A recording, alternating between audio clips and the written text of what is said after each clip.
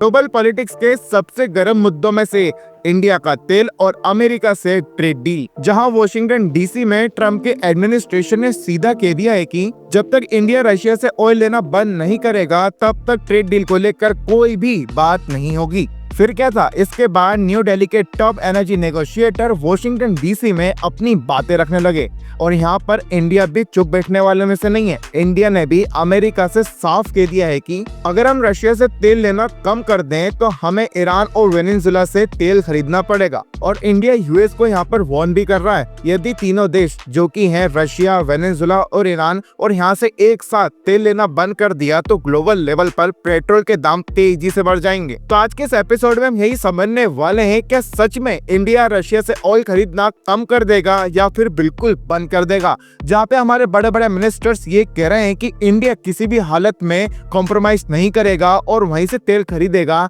जहाँ से उसे सस्ता पड़ेगा।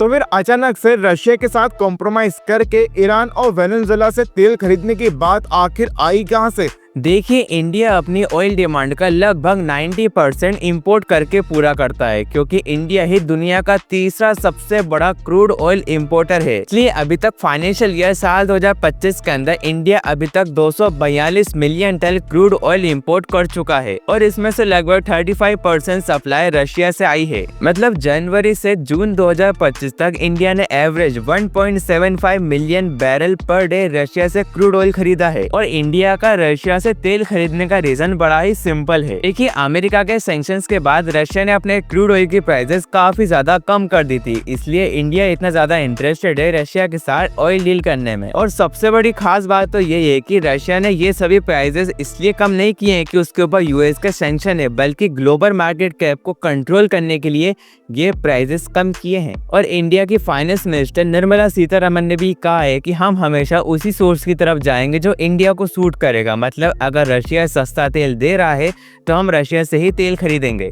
तो चलिए अब ये समझते हैं कि भारत को रशिया से तेल लेना सस्ता पड़ेगा या फिर ईरान या वेनेजुएला से। तो एक शब्द में कहूँ तो हाँ, अगर सैंक्शन हट जाते हैं तो ईरान और वेनेजुएला से भी हमें सस्ते तेल मिल जाएंगे, क्योंकि इन दोनों देशों के पास तेल का भंडार भी बहुत ज्यादा है और ये भी चीपली रेट में ही सेल करते हैं। देखिए, ऐसा नहीं है कि भारत पहली बार ईरान से तेल खरीदेगा। साल 2018 तक भारत ईरान का सबसे बड़ा तेल खरीदार था। वहाँ पे हम डेली 4,80,000 बैरल तेल खरीदते थे। HPCL और IOC जैसे कंपनीज ने भी खुद कहा है कि यदि ईरान सस्ता तेल बेचेगा तो हमें खरीदने से कोई भी प्रॉब्लम नहीं है। देखिए, यहाँ तक बात हो गई ईरान की। अब बात करेंगे वेनेजुएला की। जिस तरह हम पास्ट में ईरान से डील किया करते थे, सेम उसी तरह हमने वेनेजुएला से भी डील की है। देखिए, रिलायंस रिफाइनरीज ने वेनेजुएला से पास्ट में कई सारा ऑयल लिया है। देखिए, रिलायंस को यूएस से अप्रूवल मिलने के बाद साल 2024 तक वेनेजुएला से हर महीने करीब 2 मिलियन बैरल तेल लेते थे। देखिए, रिलायंस के गुजरात वाले रिफाइनरीज करीब 1.4 MBPD तक हेवी क्रूड रिफाइन कर सकते हैं। देखिए, हमारे पास टेक्निकल कैपेसिटी बहुत अच्छी है और ईरान और वेनेजुएला से भी हमें डिस्काउंट पर ही तेल मिल सकता है, तो ये अच्छा अल्टरनेटिव हो सकता है हमारे इकोनॉमिक एंगल से। देखिए, यूएस ने ईरान और वेनेजुएला के ऊपर काफी सख्त सैंक्शन लगा रखे हैं। देखिए, ईरान के केस में देखा जाए तो साल 2018 के अंदर ट्रम्प ने JCPOA को छोड़ दिया था और ईरान के ऊपर जबरदस्त ऑयल सैंक्शन लगा दिए थे। लेकिन इतने सैंक्शंस के बाद इंडिया को साल 2019 तक वेवर मिली थी, लेकिन वो बाद में एक्सपायर हो गए, इसलिए इंडिया ने ईरान के साथ ऑयल डील बंद कर दी। और इसके अलावा वेनेजुएला से भी साल 2019 में यूएसए ने PDVSA से तेल लेना बंद कर दिया था। और इसके अलावा ट्रम्प ने उन सभी देशों के ऊपर भी टैरिफ लगा दिया जो वेनेजुएला से तेल खरीदना शुरू कर दिया था। और यूटर्स की एक रिपोर्ट के मुताबिक यूएस एग्जीक्यूटिव ऑर्डर के तहत अगर कोई वेनेजुएला से तेल खरीदता है तो यूएस उस देश के ऊपर 25% टैरिफ लगा देगा। और इसी वजह से इंडिया ने वेनेजुएला से भी तेल खरीदना बंद कर दिया था। देखिए, बात करेंगे इंडिया और यूएस के ट्रेड रिलेशन के बारे में। देखिए, इंडिया और यूएस के जो ट्रेड रिलेशन है वो बस एक ही चीज पर आके अटके हुए हैं और वो है रशिया से तेल खरीदने को लेकर। और यहाँ तक कि अमेरिका ने कह दिया है कि जब तक रशिया से तेल खरीदना बंद नहीं करेगा भारत, तब तक हम कोई भी ट्रेड डील नहीं करेंगे। और हकीकत तो ये है कि रशिया के बहाने भारत पर करीब 50% टैरिफ लगा के रखा है। According to some latest reports America ने यहाँ तक कह दिया यदि इंडिया हमारी बात नहीं मानेगा तो हम उस पर 100% टैरिफ लगा देंगे। और एक साइड यूएस के कॉमर्स सेक्रेटरी ल्यूटिक ने यहाँ तक कह दिया कि यदि इंडिया ने यूएस का ध्यान नहीं रखा, डॉलर को सपोर्ट नहीं करा तो 50% टैरिफ लगा रहेगा। और ऐसा भी नहीं है कि दोनों कंट्रीज की तरफ से एक दूसरे से बात करने की कोशिश नहीं की गई, बात करने की कोशिश की गई, लेकिन अमेरिका अपनी एक ही जिद पर अड़ा हुआ है कि रशिया से तेल लेना बंद करे भारत।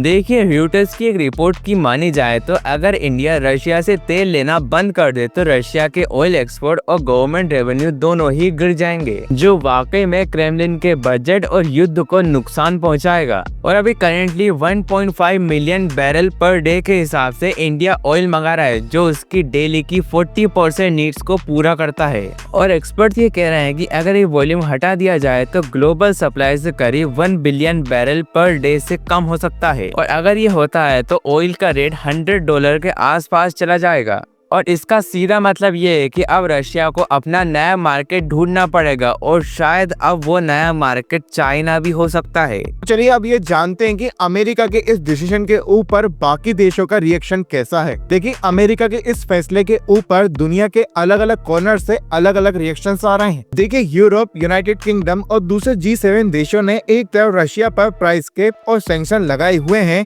ताकि फ्लो रुके बिना तेल सस्ता मिले, जबकि ट्रम्प एडमिनिस्ट्रेशन ने इंडिया से पूरी तरह से डील बंद करने के लिए कह दिया है। इस बीच चाइना और दूसरे देश इस सिचुएशन का मजा लेते हुए दिख रहे हैं। चाइना ऑलरेडी ईरान से 80% अपना ऑयल खरीदता है और इसके बाद रशिया से भी खरीदता है। रशिया में इंडिया के बाद सेकेंड लार्जेस्ट बायर चाइना ही है। और यदि इंडिया ने रशिया से ऑयल खरीदना बंद कर दिया तो इसके बाद चाइना और टर्की ही रहेंगे जो सबसे ज्यादा रशिया से ऑयल खरीदेंगे। ईरान और वेनेजुएला भी ये चाह रहे हैं कि कब ये सैंक्शन हटे और इंडिया को हम ऑयल बेचें, क्योंकि इससे उनकी जीडीपी में एक हाई लेवल ग्रोथ देखने को मिल जाएगी। देखिए, इंडिया के पास वर्ल्ड की कुछ सबसे बड़ी और फ्लेक्सिबल रिफाइनरीज है जो सबसे हैवी सोर क्रूड ऑयल को प्रोसेस कर सकती हैं। एग्जाम्पल के तौर पर रिलायंस की जामनगर की प्रोसेसिंग कैपेसिटी कम से कम 1.4 बैरल पर डे के हिसाब की है, जो वेनेजुएला के हैवी क्रूड ऑयल को आराम से हैंडल कर लेती है। और इसके अलावा चेन्नई, कोची और मैंगलोर की रिफाइनरी भी हाई सरप्लस ग्रेड्स के लिए डिजाइन की गई हैं। और कोची की रिफाइनरी को स्पेशली ईरानी के high grade crude oil suit करता है, जो बाकी ग्रेड से $2-2.5 सस्ता भी पड़ता है। इसलिए इंडिया अगर तो रशिया से स्विच करके ईरान और वेनेजुएला से तेल खरीदता है तो इंडियन रिफाइनरीज आसानी से स्विच कर सकती हैं।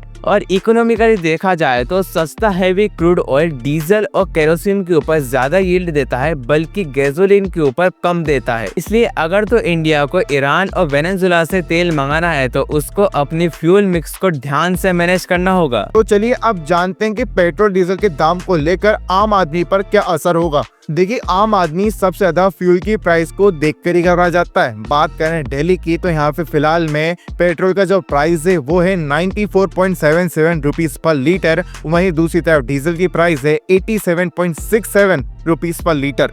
अगर क्रूड प्राइसेस को $10-20 ऊपर नीचे होते हैं तो पंप पर भी दाम 10 रुपए या 5 रुपए बढ़ सकते हैं। मान लो अगर इंडिया ने रशिया से ऑयल लेना बंद कर दिया तो एक एनालिस्ट के हिसाब से क्रूड ऑयल करीब $100 तक चला जाएगा। और ऐसे में हमारे पेट्रोल डीजल के भाव कम से कम 10 से 15 रुपए एक्स्ट्रा हो जाएंगे। वैसे आप सभी के क्या ओपिनियन है इस सभी के ऊपर? क्या इंडिया को रशिया के साथ तेल खरीदते रहना चाहिए या फिर ईरान और वेनेजुएला के साथ खरीदना चाहिए? मुझे नीचे कमेंट्स में एक बार जरूर से बताइएगा। और ऐसे वैल्यूएबल कंटेंट के लिए just do follow and subscribe.